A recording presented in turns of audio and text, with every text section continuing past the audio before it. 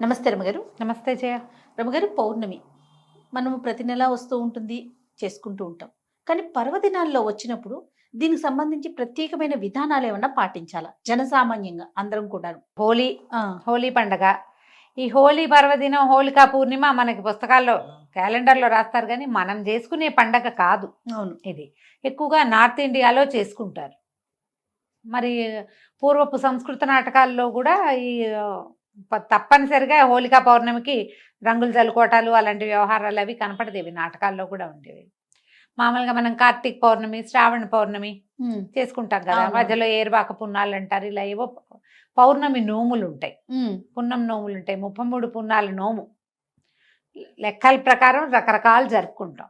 ఏ పౌర్ణమైనా విశేషమైన రోజే చేయాలి. అది హ్మ్. పర్వదినంగా పండగగా చేసుకునేది హోలీయే పెద్ద పండగ. అవునవును. మనకు కాకపోయినా ఉంది. ఈ నార్త్ ఇండియన్స్ అంటే మనకి మార్వాడీసు, గుజరాతీసు వీళ్ళందరూ ఏంటంటే హోలీకి ఒక వారం ముందు నుంచే వాళ్ళ పూజలు అవి ప్రారంభం అవుతాయి. మనకు అట్లా ఏం లేదు. అస్సలు ఆ రోజులు రంగులు చల్లుకోవడం, సినిమాలు వాటి చూసి మనకి సినిమాల్లో ఒక ఈవెంట్గా కనపడుతుంది కాబట్టి మనం ఒక ఈవెంట్గా చేసుకుంటున్నాం. మనం అసలు నిజంగా దాని విధి విధానాలు తెలియవు మనకి. అవును. పూజా విధానమే తెలీదు. తెలీదు. కదా రమగారు? తెలీదు మనకి. ఊరికే రంగులు చల్లుకోవటమే తెలుసు. వాళ్ళు దాన్ని పూజగా కూడా జరుపుకుంటారు. ఓ వారం ముందు నుంచే దేవాలయ దర్శనాలకు వెళ్తారు. పెళ్లి పనులు అవి ఉంటే చెయ్యరట. వారం ముందు నుంచి కీడు ఓకే. ఆ రోజుతోటి అది విడుస్తుందంటారు. వాళ్ళ పద్ధతులు హ్మ్. మనకు అవేం తెలియవు. మేము కూడా ఈ మధ్య తెలుసుకున్నాను నేను. కొత్త కొత్త బంధువుల రాకల వల్ల తెలుస్తున్నాయి, కానీ లేకపోతే మనకు అసలు తెలియనే తెలియదు. ఏ పౌర్ణమైనా మనకి పర్వదినమే. పౌర్ణమి నాడు మనకి ఎట్లా అంటే ఇప్పుడు మామూలుగా మనం చాంద్రమానం కదా మన కథ అంతా. అవును. అవును. చాంద్రమానంలోనే మనం అన్ని పండగ పర్వదినాలు పండుగలు చేసుకుంటాం మనం. ఒక సౌరమానపు పండగ ఏమిటి మంది? మకర సంక్రమణం ఒక్కటే. అంతే. మిగిలినవన్నీ చంద్రుడితోటే మన పండగలన్నీ ఉంటాయి. శ్రీరామనవమను, కృష్ణాష్టమను, వినాయక చవితను కదా, బలిపాడ్యమి దగ్గర నుంచి అన్నీ. బాయి దూజను హ్మ్. అది కూడా చేస్తాం కదా, భగినీ హస్త భోజనం అవునండి. కదా, యమ ద్వితీయ, ఇవి చూడు అన్ని తిథుల ప్రకారమే ఆ! ఉంటాయి. అయితే ప్రతి తిథులకి ప్రతి నెలలోనూ మొదటి ఎండలో వచ్చేది పౌర్ణమి. ఈ పౌర్ణమి నాడు చంద్రుడు పూర్ణ కళలతోటి కనపడతాడు. చంద్రుడు మనఃకారకుడు అని చెప్తారు. మానసికమైన సమస్యలకి సమాధానంగా ఉంటాడు. మనకి పౌర్ణమి నాడు ఈ మన సముద్రంలో అలలు పెరుగుతాయని చెప్తారు. ఆటుపోట్లు పెరుగుతాయి. పెరుగుతారు. అమావాస్యకి పున్నానికి వీడికి తెక్కొస్తుందండి అంటారు, ఎవరికైనా మనసు బాగుండని వాళ్ళకి. అలాంటి వాళ్ళకి కూడా ఈ పౌర్ణమి తిథి విశేషంగా పనిచేస్తుంది. ఎవరైనా కూడా పౌర్ణమి నాడు లక్ష్మీనారాయణులను పూజించటం మంచిది. లలితాదేవిని పూజించటం మరీ మంచిది. యుక్త వయసులో ఉన్న ఆడపిల్లలు, వివాహం కాని వాళ్ళు కానీ, సంతానం కలగని వాళ్ళు కానీ, ఏవైనా గ్రహదోషాలు లాంటి వాటితోటి బాధపడే వాళ్ళు కానీ, మానసికమైన అనారోగ్యంతో ఉన్నవాళ్ళు కానీ పౌర్ణమి నాడు పగలు ఉపవాసం ఉండి సాయంకాలం విష్ణు పూజ కానీ, లక్ష్మీ పూజ కానీ, లలితా పూజ కానీ ఏదైనా ఒకటి చేసుకుంటే ఈ సమస్యల్లోంచి బయటపడచ్చు. ఎవరైనా చేసుకోవచ్చు. దీనికి మడి అవి ఇవి ఏమిటేమిటో ఆలోచించద్దు. మీ ఇళ్లలో ఎలాంటి పూజా విధానాలు ఉంటాయి వాటిని అనుసరించండి. ఏదైనా పూజ చేసుకోవాలంటే మీరేం అనుసరిస్తారు? అదే అదే అనుసరం. దీనికి మనం ప్రత్యేకంగా చేసేది ఏంటంటే పూర్ణబింబం వచ్చేస్తుంది. సాయంకాలం 6 అయ్యేసరికల్లా వచ్చేస్తాడు చంద్రుడు. ఆ బింబాన్ని చూసి నమస్కారం చేసుకోవాలి. మనం లలితా సహస్రనామాన్ని చదవాలంటే ఆ వెన్నెల పడే చోట కనుక కూర్చుని ఆ పూర్ణబింబంలో లక్ష్మీదేవినో, లక్ష్మీనారాయణులనో, లలితాదేవినో భావించి పూజించుకోవటం. ఓకే. మనకి ప్రతిమ కావాలి కాబట్టి ఇంట్లో ఏదో ప్రతిమ విశేషాలు ఉంటాయి కదా, అక్కడ పూజ చేసుకోవటం. వెండి గిన్నెలో పాయసం, పాలతోటి పాయసం చేసి పరమాన్నం చేయటం. అన్నంతోటే, సేమ్యాలు కాదు, సగ్గు బియ్యం కాదు, అన్నం వేసి బియ్యంతో పాలు పోసి క్షీరాన్నం చేసి వెండి పాత్రలో వేసి నివేదన చేసి ఆ ప్రసాదం తీసుకుంటే మనకి ఈ సమస్యలు తీరుతాయని చెప్తారు.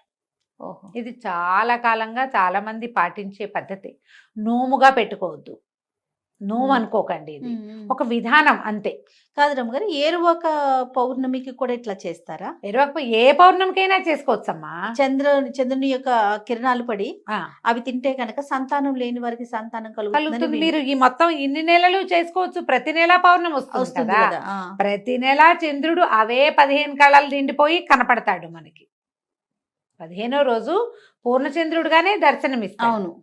ఆ చంద్రకిరణాలు పడిన పాయసం మంచిది, ఈ సమస్యలన్నిటికీ సమాధానంగా ఉంటుంది. ఓకే. అమ్మాయిలకి కన్యలకి చక్కటి వరుడు వస్తాడు, సంతానం కలుగుతుంది. మానసికమైన ఆందోళన, స్ట్రెస్, తగ్గిపోతుంది. యాంగ్జైటీ లాంటి సమస్యలు ఉంటే అవన్నీ తగ్గుతాయి. ఏమైనా గ్రహ బాధలు ఉంటాయి, చాలా మందికి ఉంటాయి కదా జాతకం ప్రకారం, వాళ్ళు ఎవరైనా ఇది చేసుకోవచ్చు. పగలు కాస్త తేలిగ్గా తినటం, అన్నం తినకండి, ఇంకేదో టిఫిన్ ఏదో తినండి మీ ఓపిక ప్రకారం. చీకటి పడేసరికల్లా చక్కగా స్నానం చేసి, లేదా ఆరోగ్యం లేకపోతే కాళ్ళు చేతులు మొహం కడుక్కొని పొద్దున్నుంచి ఇవి నా బట్టలు మార్చేసుకోండి. బట్టలు మార్చుకోవటం, తర్వాత కాస్త క్షీరాన్నం చేసుకుని బంగారు పువ్వు వేసిన వెండి కంచంలో కానీ, లేదా చిన్న పాత్ర ఇంతది మిగిలిన పాయసం ఇంట్లో లోపల దేవుడి దగ్గర పెట్టుకోండి. చిన్న వెండి గిన్నెలో పాయసం పెట్టండి, ఆ చంద్రకిరణాలు పడేలాగా పెట్టుకోండి బయట. అక్కడ కూర్చోండి, చంద్రబింబాన్ని చూస్తూ నమస్కారం చేసుకుని అందులో పరమాత్మను, అమ్మవారిను భావించి చదువుకోండి. మీరు ఏం చదువుకోదలిస్తే అది. ఏదైనా ధ్యానం చేసుకుంటాము, చదువుకోవటాలు అవి మాకు రావండి, మెడిటేషన్ చేస్తామంటే చంద్రకిరణాలు పడే చోట కూర్చొని మెడిటేట్ చేసుకోండి. ఓకే. బ్రీదింగ్ ఎక్సర్సైజ్ చేస్తారు చాలామంది, అవును. అలాంటివైనా పర్వాలేదు. ఆ పాయసాన్ని చంద్రుడికి నివేదన చేసి అది పుచ్చుకోండి. ఓకే. చాలా సమస్యలు తీరుతాయి. ఇప్పుడు హోలీ అంటే ఏదో పొద్దుటిపూట రంగులు చల్లుకుంటారు పిల్లలు అవును, అవును. సరదాగా. మనలాగా పెద్దవాళ్ళు ఏం చేస్తాం, మనం ఏం చెయ్యం. అవును. మనం అందరం రోడ్ల మీద పడి ఏం ఆడం కదా. ఆ రోజున ఇది అద్భుతమైన రోజు కాబట్టి మనం ఇది చేసుకోవచ్చు, విధానం చేయొచ్చు కదా. తప్పకుండా అండి. ప్రతి పౌర్ణమికి చేసుకోవచ్చు. పిల్లలకి అలవాటు చేయండి, చక్కగా ఇంటిల్లిపాది కూర్చుని చదువుకోవచ్చు. సహస్రనామం చదువుకోవచ్చు, ఇప్పుడు విష్ణు సహస్రనామం చదవచ్చు, లలిత సహస్రనామం చదువుకోవచ్చు. సూర్య భగవానుడికి మనం ప్రతిరోజు ఉదయం చేస్తాం, నమస్కారం చేసుకుంటాం. అదే ఈయనకి 15 రోజులకి ఒక్కసారి, 15 రోజులకు ఒకసారి. తర్వాత ఏం చేస్తారంటే చంద్రుడికో నూలు పోగని ఎప్పుడైనా వింటారు కదా. ఈ నూలు పోగని ఒట్టి మాట కాదు చేయాలి. నెలపడుపు వస్తుంది కదా, చంద్రవంక వస్తాడు చూడు, అప్పుడు వస్త్రంలోంచి ఒక నూలు పోగు వేస్తారు, వేసేవాళ్ళు ఇది వరకు. చంద్రుడికి కట్టుకున్న వస్త్రంలోంచి ఒక్క పోగు తీసి చంద్రుడి కోసం వదిలిపెట్టేవాళ్ళు. జరిగేది క్రియ, అట్లా చేసేవాళ్ళు. అంటే దీని వెనకాల ఏంటి రమ్మగారు, అట్లా చేయటం వల్ల సమస్యలు తీరుతాయి, గ్రహదోషాలు చేసేవాళ్ళు ఇది వరకు చాలా కాలం క్రితం. ఇటీవల మనం ఎవరైనా, ఎందుకంటే అసలు అంగవస్త్రం ధరించడం, పంచ ధరించడం పోయింది కదా జయ, అవునా కాదా? అవును కదా రమ్మగారు. మనకి ఉత్తరీయాలు పోయి టవల్స్ వచ్చినాయి, ఊళ్ళల్లో కూడా తువ్వాలు భుజాన్ని వేసుకుని తిరుగుతారు, అందులోంచి దారం రాదు బయటికి. అసలు ఎక్కడొస్తున్నాయి ఇప్పుడు? నీకు ఉత్తరీయంలో నుంచి వస్తుంది. కండువా వేసుకునేవాళ్ళు కదా పల్చటివి, అందులో నుంచి వస్తాయి. కట్టుకున్న వస్త్రం నుంచి ఒక్క పోగు తీసి అట్లా పోగు అట్లా కంత కనపడతాడు కదా నెలపొడుపు, ఆ పొడిచినప్పుడు అట్లా చంద్రుడికి సమర్పించటం. చాలా సమస్యలు తీరేవి ఇదివరకు, అట్లా చేసేవాళ్ళు. అప్పుడు ఏం పాటించేవాళ్ళు జయ, ఇంత సోషల్ మీడియా లేదుగా పాత రోజుల్లో. వాళ్ళకి ఏం తెలుసు, వాళ్ళకి ఏం తెలుసు, శాస్త్రం తెలుసు, వాళ్ళకి విధానాలు తెలుసు, అందరూ చేయాలి సార్వజనిక. అసలు క్వశ్చన్స్ లేవు కదా రమ్మగారు, ప్రధానమైన పెద్దవాళ్ళు ఏం చేశారు, మనం ఇంట్లో అది ఫాలో అయిపోవడం, అంతేకాని అది ఎందుకు చేయాలి, అది చేయటం వల్ల ఏమొస్తుంది, ఏమి రాదు, నో క్వశ్చన్స్. అదే కదా. పౌర్ణమి నాడు రకరకాల దానం చేయొచ్చు జయ, బియ్యము, పాలు, పెరుగు, నెయ్యి అలాంటివి దానం చేసుకోవచ్చు. తెల్లటి వస్త్రాలు, ముత్యాలు, మల్లె పువ్వులు లాంటి తెల్లని పువ్వులు, ఇవన్నీ కూడా ఎవరికైనా ఇస్తే కూడా మంచిదే. ఓకే. పౌర్ణమి నాడు పగలిచ్చుకోవచ్చు, ఎవరికైనా దానం చేసుకోవచ్చు. దానం చేసినా మంచిదే, ఇలా మనం పూజ చేసుకున్నా మంచిదే. మీ అవకాశాన్ని బట్టి చేసుకోండి. తప్పకుండా. నమస్తే. నమస్తే.